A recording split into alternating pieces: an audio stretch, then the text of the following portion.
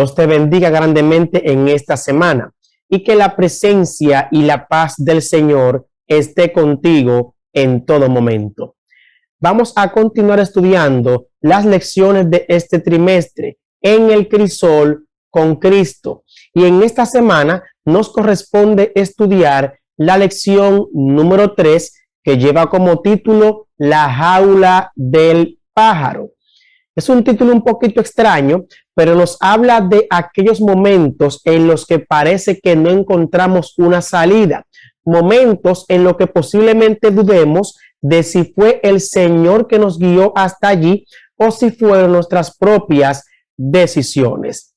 Y el texto bíblico que estaremos memorizando en la semana se encuentra en Primera de Pedro, el capítulo 1, versículo número 6. Esto es para ustedes motivo de gran alegría, a pesar de que hasta ahora han tenido que sufrir diversas pruebas por un tiempo. Antes de orar, queremos recordarte que te suscribas a nuestro canal si aún no lo has hecho y que actives la campana para que así no te pierdas una publicación de la que hacemos con el fin de aprender más de la palabra de Dios. Y también ten presente, comparte también esto con otros para que también podamos llegar a más personas que queremos que la palabra de Dios los alcance. Vamos a orar en esta hora. Eterno Dios que estás en los cielos, gracias te damos por tu palabra, porque a través de ella, Señor, nos acercamos a ti. Permite que en esta hora tu bendición nos sea con nosotros y que aquellos que nos escuchan cada día puedan, oh Dios, ser guiados por tu Espíritu Santo. En el nombre de Jesús. Amén.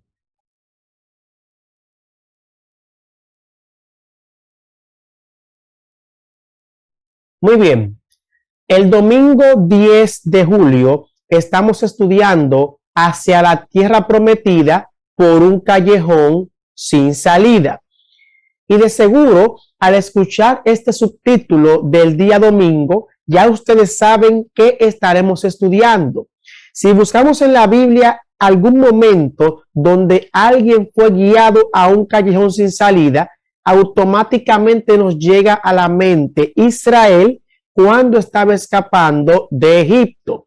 Todos conocemos la historia, todos conocemos lo que aconteció. Y es que cuando el Señor liberta a Israel de las garras de Egipto, al primer lugar que el Señor los guía es frente al Mar Rojo, un callejón sin salida, puesto que tenían frente a ellos el mar, a los lados de las montañas y a sus espaldas venía Faraón con su ejército. Literalmente estaban en la jaula de un pájaro, no tenían escapatoria. Es interesante esto porque quien guió a Israel a ese punto fue el Señor. Recordemos que el Señor iba delante de ellos siempre. De día iba una nube con ellos guiándolos y de noche iba una columna de fuego. Justamente en ese momento la columna de fuego los guiaba en la noche y en el día los guiaba la nube. Lo interesante es que hasta ese punto ellos no llegaron con sus propias ideas, con sus propias decisiones, sino que fue el Señor que los guió hasta allí. Y la Biblia nos dice en Éxodo capítulo 14, el versículo 10, respecto a esto, lo siguiente. Y cuando Faraón se hubo acercado, los hijos de Israel alzaron sus ojos, y he aquí que los egipcios venían tras ellos, por lo que los hijos de Israel temieron en gran manera y clamaron a Jehová. En ese momento posiblemente la duda llegó a la mente de los israelitas. Posiblemente ellos pensaron que el Señor los guió hasta allí y los iba a dejar morir porque no tenía forma de llevarlos a salvo a la tierra prometida. Hay que entender la situación. Israel no esperaba que iba a pasar tan pronto por un trago tan amargo como este. Sin embargo, el Señor tenía la salida. A pesar de que quien nos guió hasta ese punto fue el Señor, Israel, su rol, así como confiaron en él en Egipto, debían seguir confiando en el Señor, en que los iba a sacar de esa situación, porque en los momentos amargos de la vida, en los momentos difíciles, lo que podemos aprender es varias cosas. Aprender a confiar en el Señor y, aunque no se nos revele en ese momento, aprender el objetivo que el Señor tenía con nosotros tras esta situación difícil. Y aunque Israel en el momento no lo entendió, cuando ellos vieron lo que aconteció, que fue gracias a esto que el Señor los libró para siempre de Egipto, entonces Éxodo 14, versículo 31 dice que en ese momento ellos temieron a Jehová y entendieron y aceptaron que Moisés era su mensajero. Cuando llegue el momento difícil de la prueba, cuando llegue el trago amargo, aunque sea el Señor que nos guiara, que nos guía por ese camino de senda de muerte, tenemos que confiar en Él, porque el Señor lo hace para que su nombre sea exaltado y para que nuestra fe pueda crecer cada día más.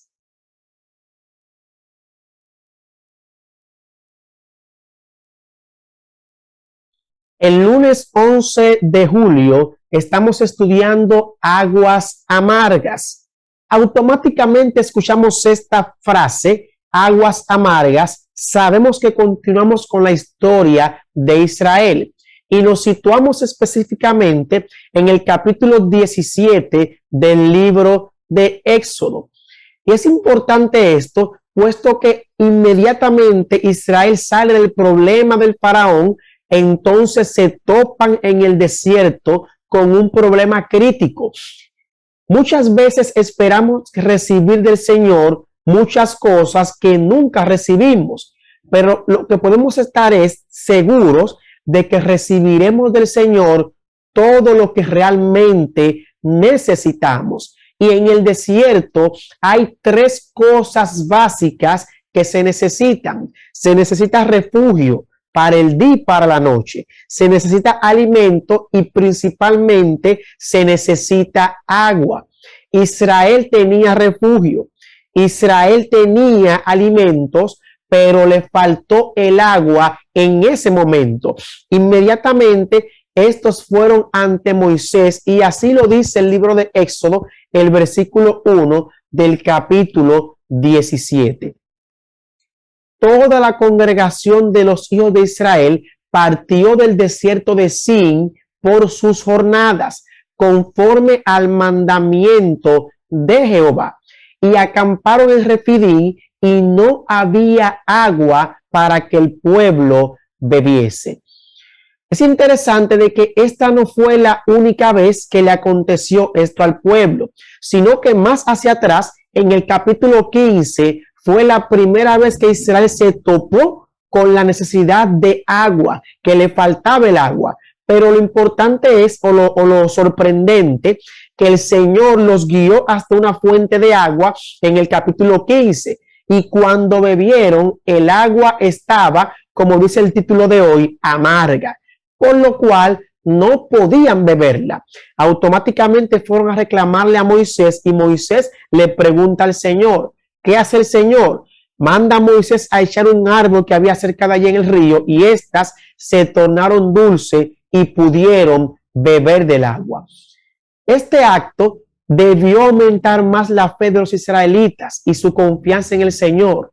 Sin embargo, no fue así. Y en el capítulo 17 en Refidim, otra vez se toparon sin agua y en vez de confiar, murmuraron contra Dios y murmuraron contra Moisés. Cuando nos acontezca algo difícil, tenemos que aprender a confiar en el Señor. No es sencillo, eso yo lo sé porque también soy humano y paso por cosas difíciles. No es sencillo nosotros como humanos en cosas difíciles, en momentos difíciles de tormento, confiar a ciegas en el Señor. Pero ¿qué salida tenemos si no es esa? Israel no tenía más opción que confiar en el que los sacó de Egipto, confiaron y no fueron defraudados. Ayer repidín, Dios ordenó a Moisés que golpeara la roca y éste lo hizo y salió agua de ese lugar. Yo no estaba allí, pero sé que aconteció. Y si Dios sacó agua de la roca para que su pueblo bebiese, ¿qué no hará por nosotros? Por lo tanto, confiemos en el Señor, que no importa el crisol por el que estemos pasando, Dios quiere lo mejor para nosotros.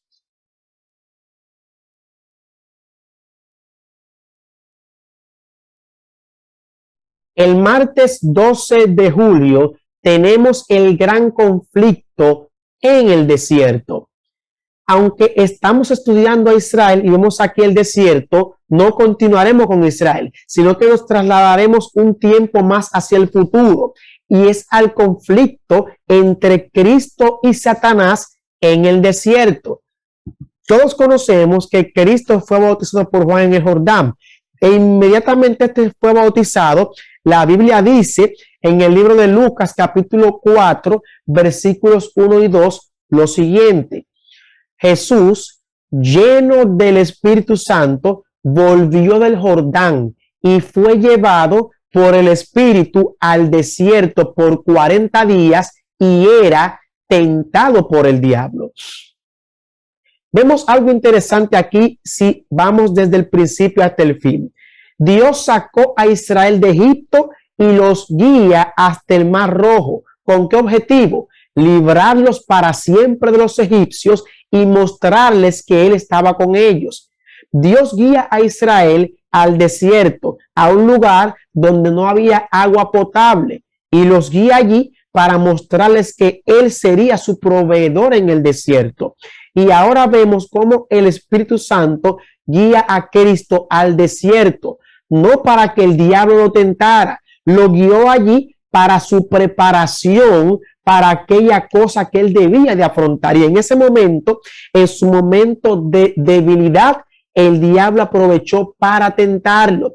Y allí el Señor libró un gran conflicto con Satanás en el desierto.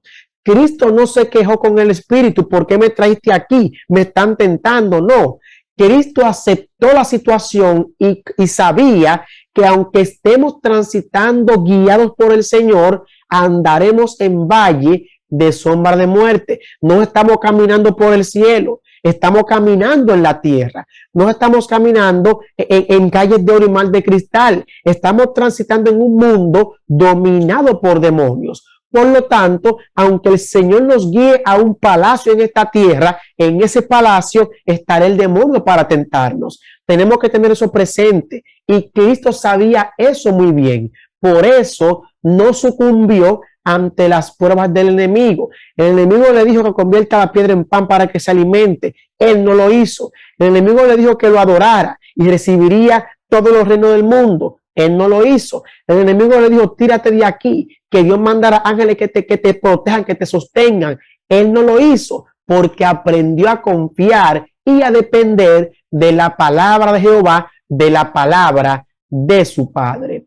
Nosotros estamos en las mismas circunstancias, pero menores. Cristo afrontó cosas que ninguno de nosotros afrontamos ni afrontaremos, puesto que Él cargó sobre sí el pecado de todos nosotros. ¿Qué implica eso? Que aunque andemos en situaciones difíciles, aunque estemos tragando o pasando por un crisol extremo de pruebas en este mundo, ya Cristo padeció por nosotros. ¿Qué significa eso? Que es poderoso, como dice Hebreos, para socorrernos. No importa la situación, el Señor es poderoso y pasó por eso y entiende nuestras circunstancias, lo que lo habilita para ayudarnos en los momentos más oscuros de nuestras vidas. Tenemos que aprender a confiar en el Señor. Tenemos que aprender a depositar en Él las pruebas por las que estemos pasando. Dios no tienta a nadie, el diablo lo hace. Dios nos guía por el camino que nos van a ayudar a fortalecer nuestra fe para que así obtengamos la victoria y le pisemos la cabeza a Satanás.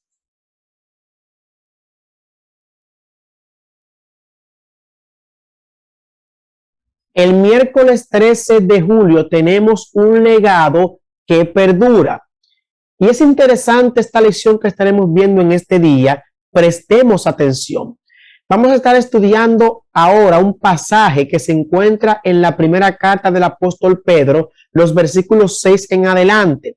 Y vemos allí que Pedro le escribe a los expatriados de la dispersión, o sea, a un grupo específico de personas que estaban pasando por momentos difíciles. Era un desafío en ese momento ser cristiano, puesto que no era algo tan popular, eran pocos, por lo cual requerían el apoyo unos de otros, y en el peor de los casos no simplemente eran ser rechazados, sino ser perseguidos por aquellos a quienes estos querían presentarle el mensaje de la salvación. Y esto hacía las cosas difíciles, pruebas por doquier, persecución cristiana. Era un momento difícil. La iglesia en ese entonces estaba pasando por un trago amargo, por un crisol extremo de prueba. Y este es el consejo que el apóstol Pedro les da a estas personas en ese tiempo que estaban pasando por estas pruebas. Vamos a leerlo. Primera carta del apóstol Pedro, los capítulo 1, versículo 6 en adelante, allí dice: en lo cual vosotros os alegráis, aunque ahora por un poco de tiempo, si es necesario, tengáis que ser afligidos en diversas pruebas, para que sometida a prueba vuestra fe, mucho más preciosa que el oro, el cual, aunque perecedero, se prueba con fuego, sea hallada vuestra fe en alabanza, gloria y honra cuando sea manifiesto Jesucristo. Vemos aquí que Pedro presenta que el momento de prueba no va a ser eterno, va a ser momentáneo, pero que es necesario. Nadie quiere problemas, nadie quiere tormento, nadie quiere pruebas. Sin embargo, Pedro dice, es necesario. ¿Por qué? Porque nosotros tenemos que ser refinados antes de ser llevados al cielo. Pedro dice que el oro, aunque es perecedero, aunque va a perecer con las obras de este mundo, aún así se refina para que luzca más bonito. Y nosotros, aunque no pereceremos en este mundo si andamos delante del Señor, tenemos también que ser refinados para poder ser llevados al reino de los cielos. Y Pedro presenta el objetivo de esto. Los versículos 8 y 9 dicen: a quien amáis sin haberle visto, a Cristo, en quien creyendo, aunque ahora no lo veáis, os alegráis con gozo inefable y glorioso. Escuchen esto ahora: obteniendo el fin de vuestra fe, que es la salvación de vuestras almas.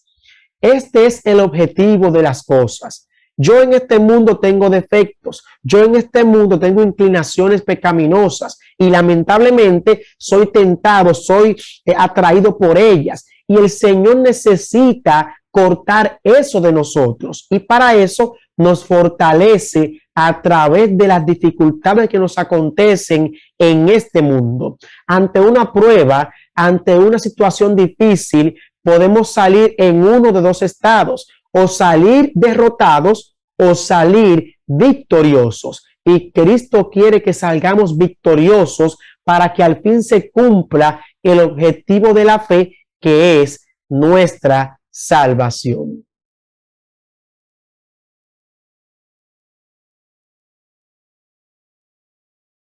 El jueves 14 de julio tenemos el fuego que perdura. En una ocasión había un joven a quien apodaremos Alex, para no decir el nombre real, que había pasado por una situación difícil. En su juventud había vivido la vida de una forma perdida, estaba metido en drogas, violencia, y todo esto lo llevó a caer preso. Lo interesante es que allí en la cárcel, conoció al Señor y decidió entregarle su vida. Y cuando le entregó su vida al Señor, como todos sabemos, Dios no tiene una varita mágica para cambiarnos de una pan, no, sino que es un proceso que se lleva un largo tiempo, nuestra renovación. Y este joven comenzó este proceso, y durante este proceso él sentía que el Señor lo estaba llamando a ser pastor. Y así lo hizo. Cuando salió de prisión, fue a la universidad a estudiar teología porque sentía el llamado del Señor. Y mientras estudiaba teología, todo iba bien al principio. Pero el diablo no se queda tranquilo, sino que comenzó a hostigarlo para que éste perdiera su fe y su confianza en el Señor. Comenzaron los problemas y todo de un momento a otro, así como Job, comenzó a desmoronarse. El muchacho ya no tenía recursos para pagar la universidad. Surgió un escándalo allí de alguien que lo difamó, y aunque lo que se dijo de él era mentira, ya quedó desacreditado ante la sociedad. Y por si fuera poco, se estaba sintiendo por la situación fuertemente atraído otra vez hacia las drogas, en la cual este muchacho volvió a caer. Y en ese punto él se preguntaba, yo sentía que el Señor me estaba llamando a estudiar teología. ¿Me habré equivocado con eso?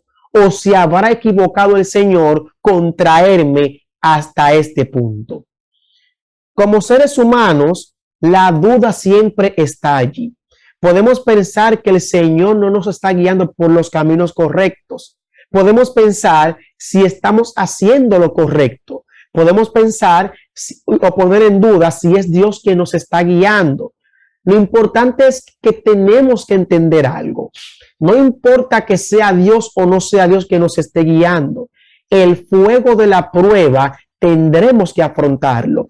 Por eso el apóstol Pedro dice que no tenemos que sorprendernos por el fuego de la prueba que nos vendrá, como si es algo extraño. No tiene que ser sorpresa. Aunque estemos en el camino del Señor y aunque quien nos guíe sea el Espíritu Santo, tenemos que entender que fue Dios quien guió a Israel ante el Mar Rojo, que fue Dios quien guió a Israel a un lugar donde no había agua, que fue Dios quien guió a Cristo al desierto. Pero el común denominador de todo esto no era ese, sino que aunque Dios lo guió allí, a esta situación, Dios resolvió la problemática, porque lo que el Señor quiere es refinar nuestra fe. Lo que el Señor quiere es salvarnos. Lo que el Señor quiere es que nuestra fe crezca a tal punto que Él pueda conseguir que nos encaminemos como los caballos derecho por el camino estrecho que nos conduce a la salvación. No importa cuál sea el fuego de la prueba que estés afrontando. No importa cuál sea el crisol por el que estés pasando. Considérate un oro en bruto que el Señor quiere refinar para que sea vendido al más alto precio. Dios te bendiga. Vamos a orar. Eterno Dios que estás en los cielos, te damos las gracias en esta hora, Señor, porque tu palabra nos alienta en los momentos más oscuros de nuestras vidas. Permite, Dios, que confiemos en ti y que nunca pongamos en duda tus métodos para salvarnos. En el nombre de Jesús. Amén.